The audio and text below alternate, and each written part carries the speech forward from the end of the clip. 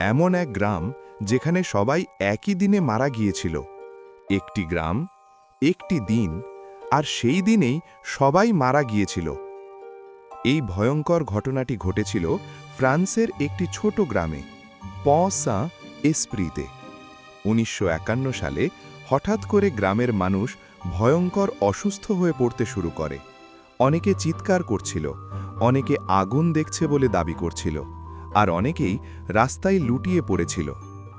একই দিনে গ্রামের বহু মানুষ মারা যায়। বেঁচে যাওয়ারা দাবি করে তারা ভয়ঙ্কর হ্যালুসিনেশন দেখেছিল, কেউ কেউ নিজেকে দানব ভাবছিল। পরে জানা যায় গ্রামের রুটিতে ছিল বিষাক্ত ফাঙ্গাস, আরগট পয়জনিং।